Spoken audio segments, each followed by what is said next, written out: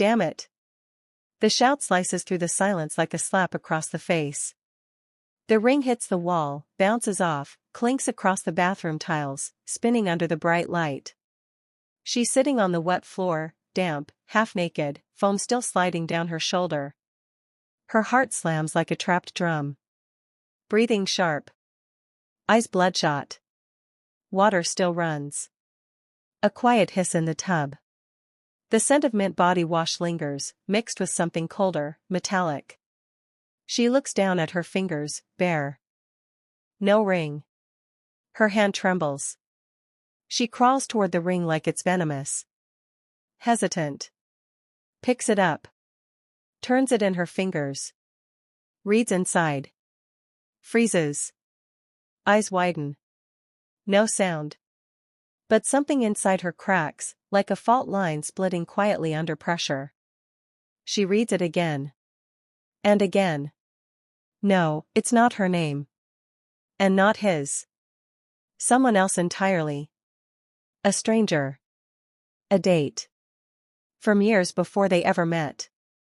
She stands. Moves like in a dream. Wraps herself in a towel. Walks into the bedroom. Her steps are smooth, practiced. But her face is blank.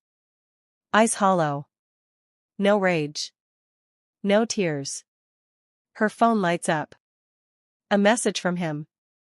Don't fall asleep without me. Be home in 15. She taps it open. Reads it. Doesn't reply. Doesn't look again. The ring is tight in her palm. In the mirror, a different woman. Not the one from this morning. Not the bride from their wedding photos. This one is silent. A faint smile on her lips, not pain, not irony. Just broken. She walks to the kitchen. Pours a glass of water. Turns on the light.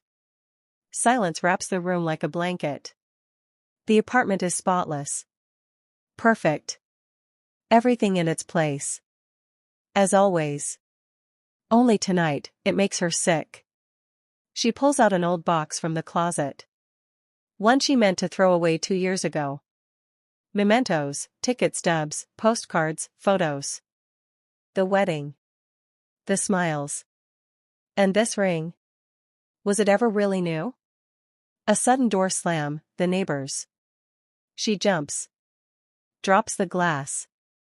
It shatters. Water spills everywhere. She doesn't move. Just sits there among the shards. The ring still in her hand. Cold. She's in the bedroom now. Sitting on the edge of the bed. Staring out the window. Night. The phone rings. She looks. His name. She declines the call. Not yet. 1 a.m. He walks into the apartment with flowers. Smiling. Doesn't see her. Honey? She's standing in the shadows. Holding a box. Empty. What's this? He steps closer. She opens her hand. The ring drops into his palm. He doesn't understand. Not yet. What does this mean?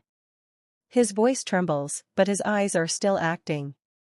She says nothing. Sits at the table with her back to him. The silence is thick, you can hear the kitchen clock ticking. You found it? He steps closer. No response. Where did you get it? What do you want me to say? She raises her head. Slowly. Her face like a mask. The truth. Just once. He shakes his head, squeezing the ring like it could give him strength. It's old. I meant to. Whose ring was it before me? His shoulders drop. For the first time, silence from him. Then softly. It was a mistake. I was going to replace it. I just forgot. Forgot? She laughs. Sharp. Empty. You forgot to remove another woman's name from the ring you put on my finger? He says nothing. She stands. Paces the room. Nervous, quick steps. A name. A date. Before we even met. You said there was no one serious before me. That you were never married. I wasn't. He throws the flowers down. It was a mistake. The past. The past doesn't explode in your face after 6 years of marriage. This isn't a mistake. It's a lie. He steps closer, grabs her hands. Listen. I love you. This doesn't change anything.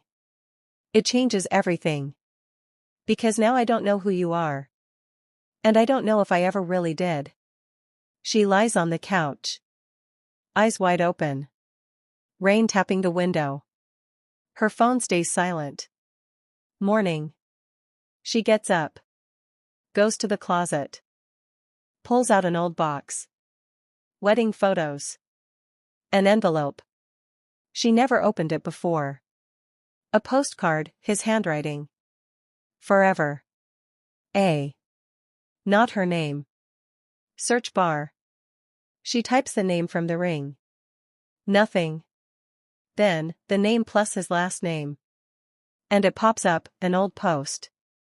She sees him for the first time like that, young, arms around someone else. That smile. But not for her. Comments below, thought she disappeared, what really happened? What he did was. Her fingers freeze. Palm sweating. Heart pounding again. He comes home. She's gone. On the table, a note. I need to know who Anna was. And who you were. Before me. The train moves. She stares out the window. In her bag, a printout of that old photo. From his past.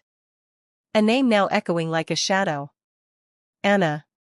The train glides slowly along the tracks. She sits by the window, clutching an old photo in her hand. It's faded and yellowed, but clear, him, 10 years younger, smiling, holding a woman by the waist. Her eyes are full of light. That smile, confident, unafraid. She's not a shadow. She was love. On the back, Anna plus M. His handwriting. His past. It's hard to breathe. Not jealousy, fear. If he already loved like this, why lie? The station is small and quiet. A coastal town. The sun's sharp, the air smells like coffee and sea.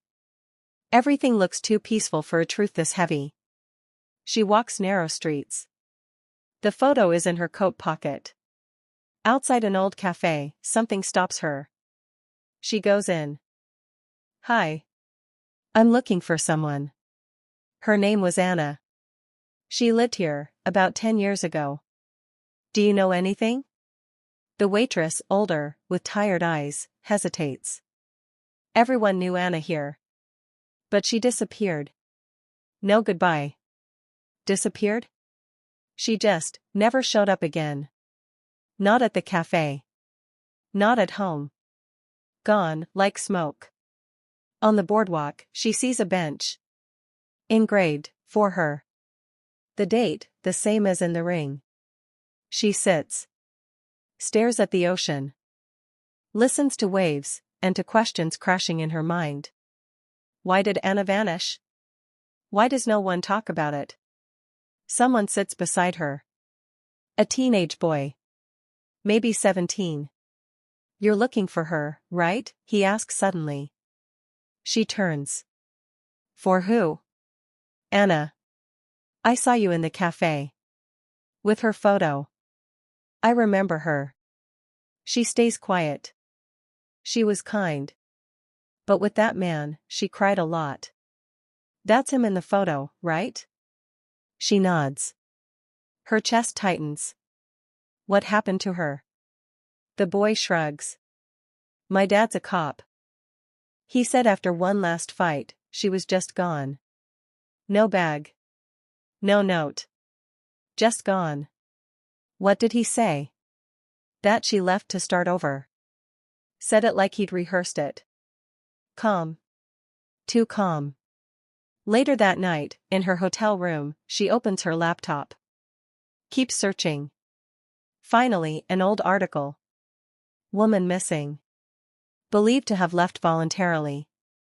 But in the comments, she was scared. I saw her crying that night. Don't trust him. This wasn't just a disappearance. Her fingers tremble. She dials a number she found in one of the replies. Hello? My name is Emily. I'm Michael's wife. I need to talk to you. About Anna. Somewhere across town, a phone rings. A man's voice. She's there? Pause. Keep eyes on her. Emily sat across from her in a small cafe near the docks. Her fingers circled the rim of her cup again and again, like she was hypnotized. You're not the first to come asking about Anna, she finally said. But you are the first who's not afraid. Afraid of what? She asked. Emily gave her a look like the question itself was absurd. You're married to Michael. You must have seen. She said nothing. Emily sighed. He wasn't always the man you know now. With Anna, he was different. Control. Manipulation. Apologies that changed nothing. She started disappearing, inside herself. And one day, she just didn't come back.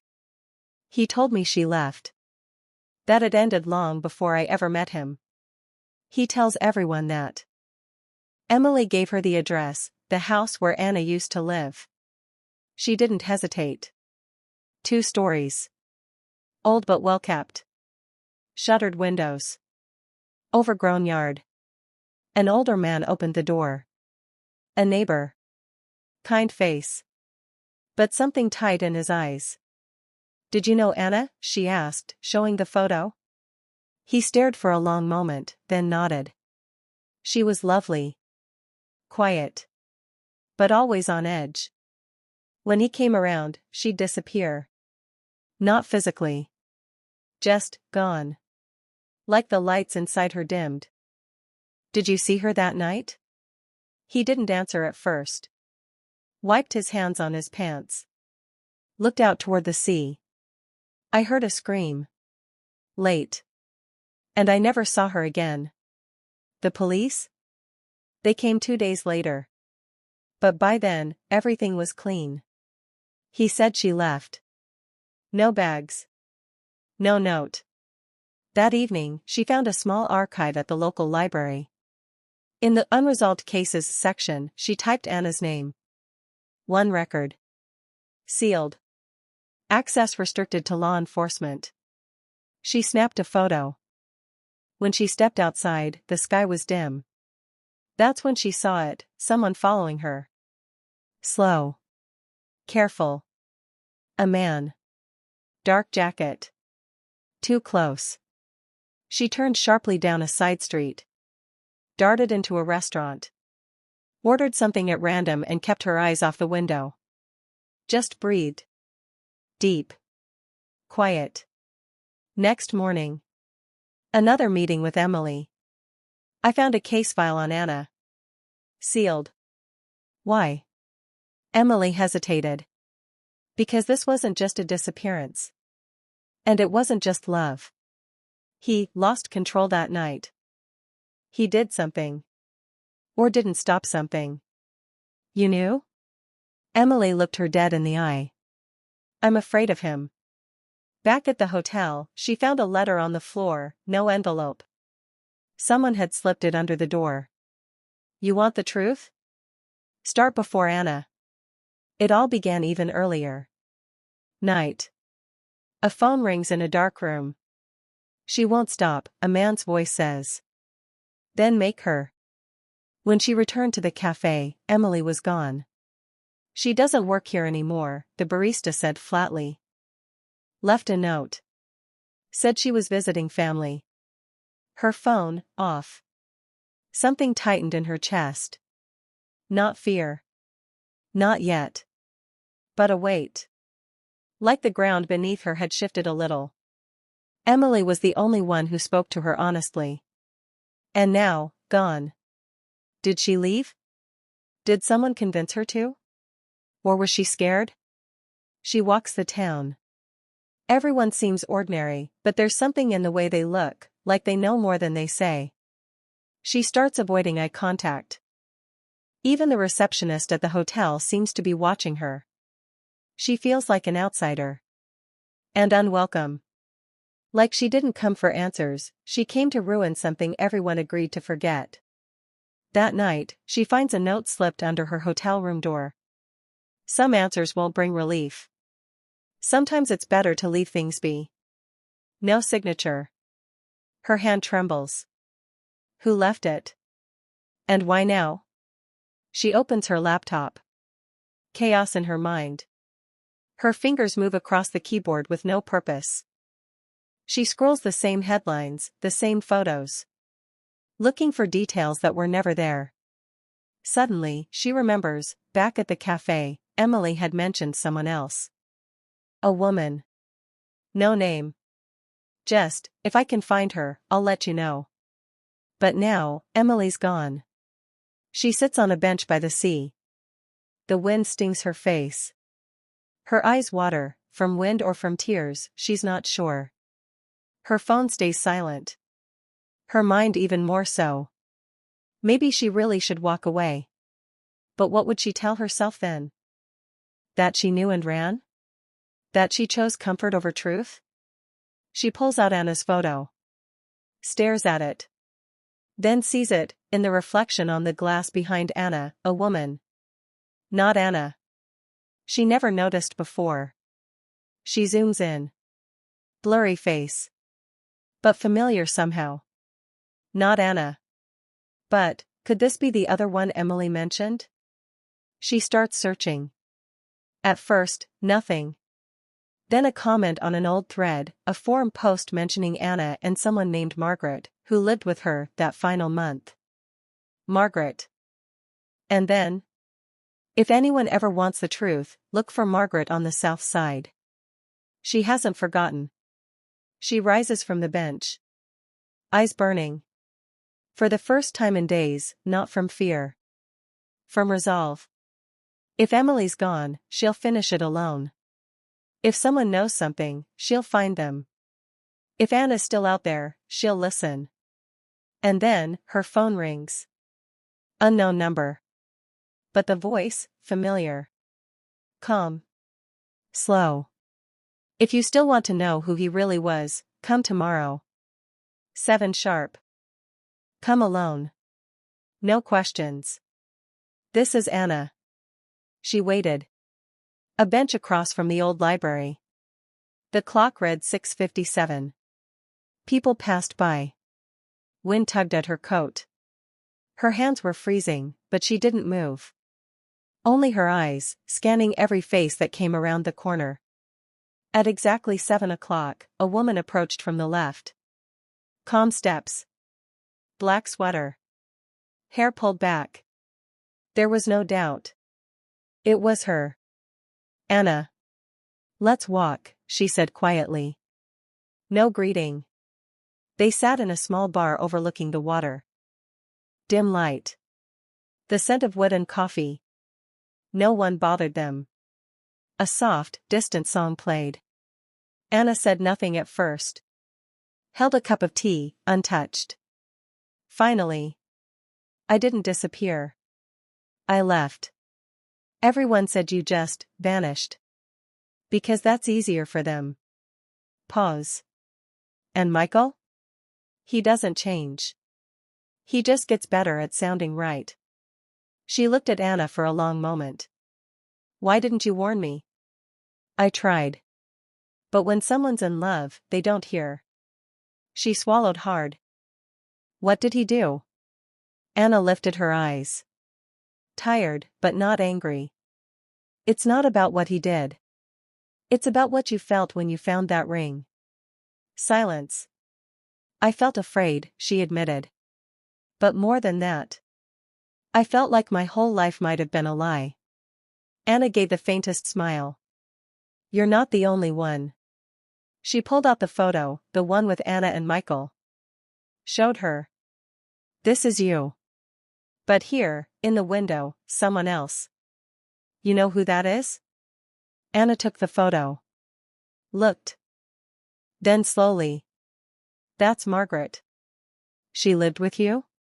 She did. And she saw more than I wanted her to. But don't ask about her here. People don't like when the past is mentioned. Another pause. Heavy. Why now? She asked. Why tell me this now? Because I wasn't sure you were ready before. And now, you can't unhear it. When they stepped outside, night had fallen. Wind stronger. Anna stopped. If you go further, you'll lose something. A part of yourself. A part of what you believed. And if I don't? You'll keep living a version. Not the truth. She stood still as Anna disappeared into the crowd. Her head full of noise. The photo. The ring. The faces. The versions. And now, Margaret. Back at the hotel, late at night, she opened her old inbox. There it was, an unread message from 3 years ago. Sender, MG. Subject, I'm sorry, but you need to know. She had never opened it. Now she did. I couldn't stay quiet.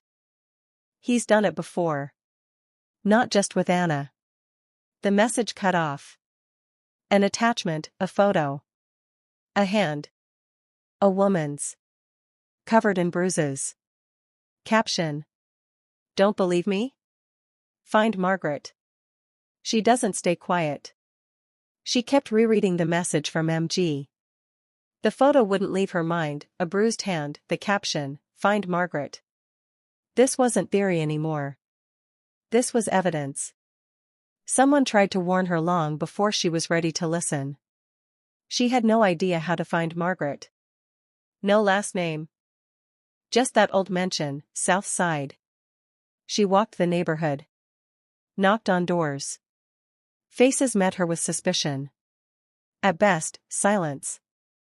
At worst, slammed doors. On the third day, an older woman stopped her just as she was about to give up. You looking for someone? Margaret. She lived with Anna. Did you know her? Pause. She doesn't live here anymore. But I'll give you the address. Only because you've already come too far. Margaret lived about an hour away, a small house outside town. She didn't answer calls. But when the woman knocked, Margaret opened the door. You with him? No. I'm his wife. A long silence. Margaret stared right into her eyes. Then come in. The house was dim. It smelled of wood and late autumn. Margaret didn't speak, just made tea. Finally. I saw what he did. Anna stayed quiet for a long time. When she finally spoke, it was already too late. He hit her? No. He broke her slower.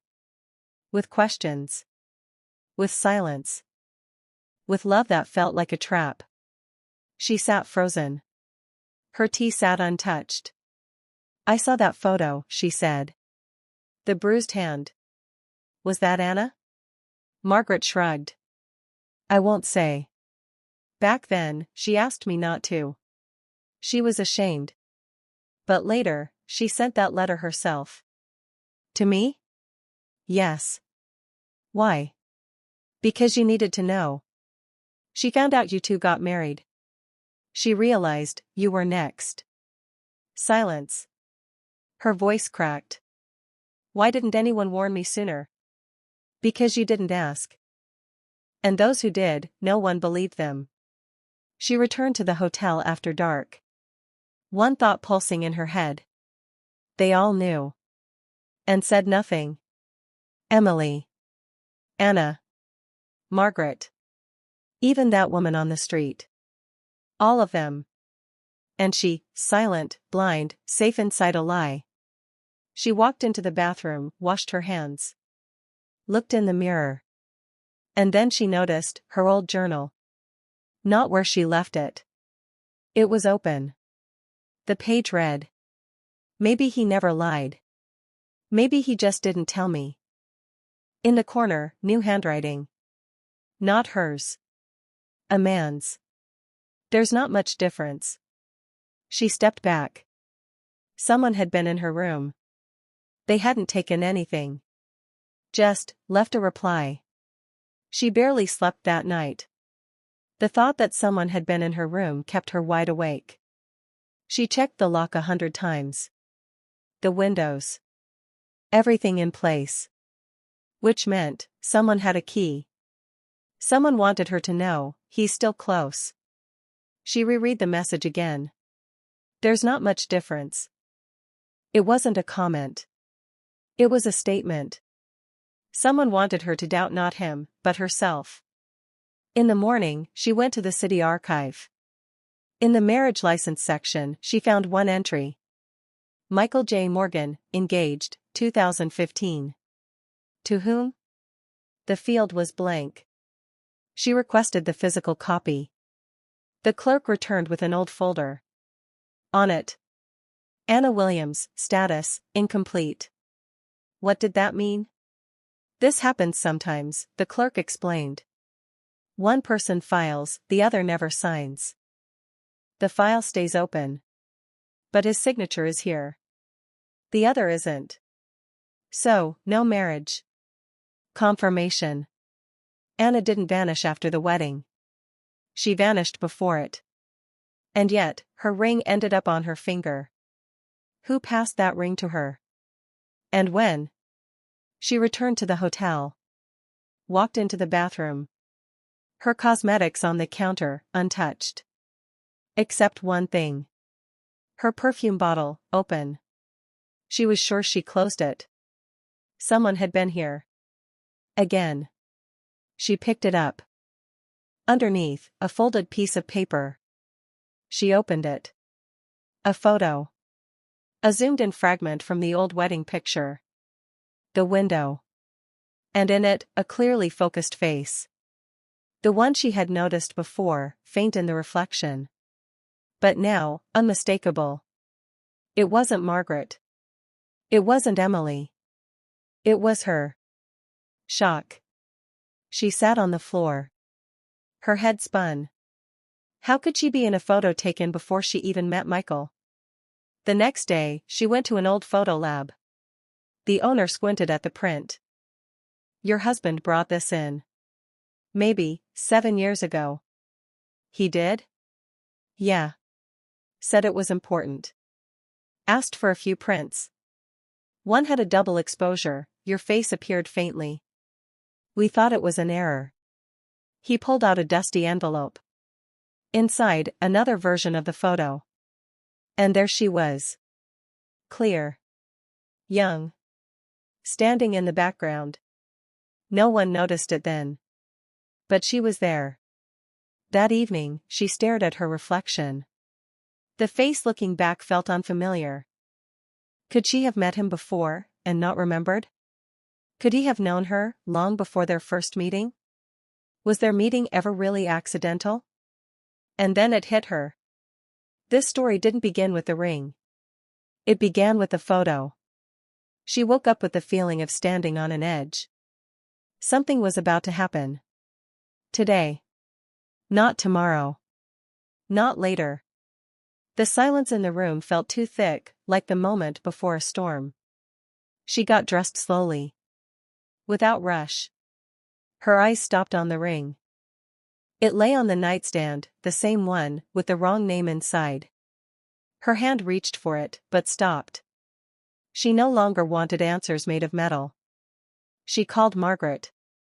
No answer. Emily, still gone. Anna, silent since that one meeting. Every thread, cut. Except one, the photo. She went back to the photo studio. But this time, the owner wasn't alone. A woman stood beside him, his daughter. She said. I remember the day he brought that photo in. I even joked, who's the girl in the background? And he said, that's my future. She froze. You're sure he said that? Yes. Calm as ever. And then he added. I've been waiting for her a long time. She just doesn't know it yet. She wandered through the city without direction. Just walking. Her mind repeating. This wasn't coincidence. He knew her before. He chose her. Then staged the meeting. Like a script. She returned home, not from desire, but from exhaustion. The apartment was quiet. Everything in place. Cold. She went to the closet.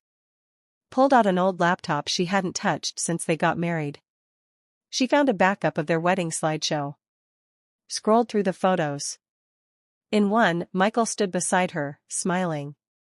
But in the background, a familiar face. Margaret. She was at the wedding? She didn't remember her then. Didn't notice. But now, the face was clear. Another photo, a nearby table. A silhouette. Anna? She paused the video. Zoomed in. And stopped breathing. It was her. Hair different. Clothes unrecognizable. But the eyes, unmistakable. They were there. Both of them. At her wedding. A knock at the door. She froze. Breathed slowly. Approached. Looked through the peephole. No one. Just an envelope on the floor. Inside, one last photo. Her. Michael. Their wedding kiss. And on the back. You think it started with the ring. But you were his from the very beginning. She sat on the floor. Next to her, the envelope. In her hands, the photo. Their wedding kiss. And the words on the back. You were his from the very beginning. This wasn't romance. It was a sentence. He didn't love her as a person. He cast her as a role. Wrote the script she didn't know she was following. Her love was his reconstruction. She called Anna. Hi. I know. Anna paused. So did I. But too late. You were at my wedding? Yes. Why? To see if he'd done it again. And he had. Perfectly. She met with Margaret the next day. Not for answers, for closure. You knew? I saw. And you stayed silent? I didn't know if you'd listen. He doesn't lie. He edits. And then it all clicked. The ring, not a mistake. The photo, not memory, but a message. Their chance meeting, a rehearsal. He built the image of the woman he wanted. And when he found her in real life, he already knew how she'd respond. He didn't just live with her. He directed her. She found an old flash drive. He'd once given it to her, for backups. She opened it. Dozens of folders. Photos. Recordings. One folder had her name. She clicked. Inside, screenshots of her social media. Posts, photos, comments, from years before they met. He'd been watching her. Long before the coincidence. One last file, a video. Him. Alone. Speaking into the camera. I knew she'd break. Like the last one. But this one. She's stronger. She'll take longer. But I've already written the ending. She closed the laptop. And for the first time, didn't cry. There was no rage. No victimhood. Just clarity. She walked into a law office. Filed the paperwork. He tried calling. Texting. Showing up. She didn't answer. The final image. She stands on the shore. No ring. No fear. Just her. The real her. Now I want to speak to you, listener. Have you ever stopped to wonder how many parts of your life were written by someone else? How many decisions you made because that's how it's supposed to be? And who's really holding the pen in your story?